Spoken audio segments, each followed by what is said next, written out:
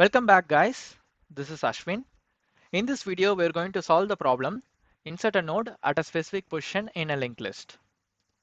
You are given the pointer to the head node of a linked list, an integer to add to the list, and the position at which the integer must be inserted. Create a new node with the given integer, insert this node at the desired position and return the head node. A position of 0 indicates head, a position of 1 indicates one node away from the head, and so on. The head pointer given may be null, meaning that the initial list is empty. As an example, if your list starts as 1, 2, 3 and you want to insert a node at position 2 with data 4, so we have to skip 2 positions and after that we have to insert our new node. So after insertion, the list will look like this: 1, 2, 4, 3. So this is the second position: 0, 1, 2. So we have some corner cases, that is the head pointer given may be null. We have to check that case and after that we have to go for the general part. Let's check the constraints. Here n can go up to 1000 and the data can also go up to 1000. The position will be within the range of n. So we don't need to worry about the constraints because all the numbers are small. Let's check the examples. So we have one example. In this linked list, we have 3 nodes, that is 16, 13, 7.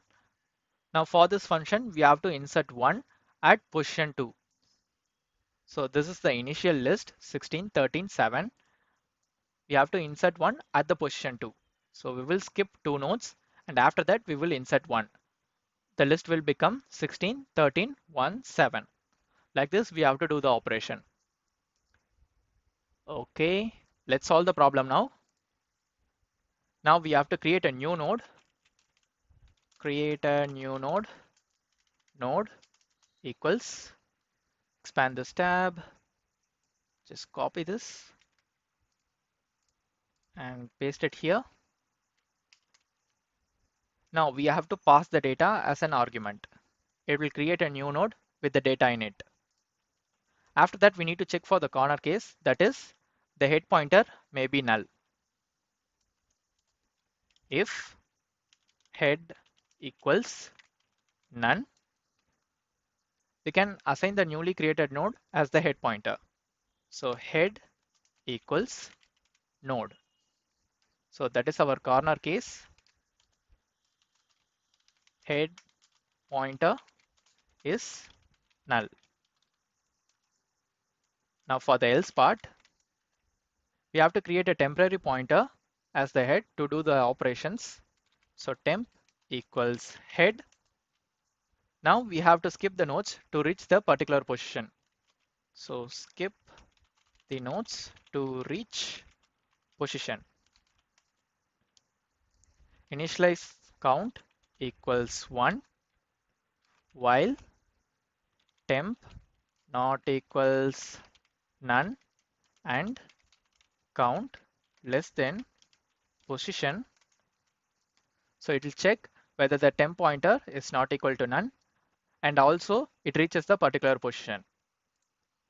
Temp equals temp.next and we need to increment the count to count plus equals 1. Until the condition satisfies, we are moving to the next pointer. So when the loop breaks, it reaches the particular position. After reaching the position, we have to insert the node. Insert the node. Now let's consider this as an example. 1, 2, 3 is there. We have traversed up to 2. So temp will be pointing to 2. Now for the new node is this data 4. Now we will assign the next pointer of the new node to 3, that is next of 2. Let's assign it now. Node.next equals temp.next. That is this pointer will be pointing to 3 now. After that we have to point the temporary pointer to this new node. That will be temp.next equals node. So we have made the connection in the linked list. This is the new node. We have assigned the new node to the temp of next, and for the temp of next we have assigned the new node. Now the linked list is complete. Finally, we have to return the head pointer. Return head. So this is the whole logic of the problem. First, we are checking for the corner case, that is head is null. If head is null means we can assign the new node as the head pointer. If it's not null means we will go to the particular position using this while loop. After reaching the particular position, we are inserting the node while making the proper order. If you switch this order means it won't work, because if you assign temp.next equal to node in the first itself means we will be assigning 2 goes to 4. We will lose this next node link. That's why we have to follow a particular order in order to avoid any inconsistency. Okay, let's run the code now. It passed the sample test case. Let's submit it. That's it guys, we solved the problem. If this video is helpful to you, hit the like button and don't forget to subscribe the channel for future videos. See you guys in the next video.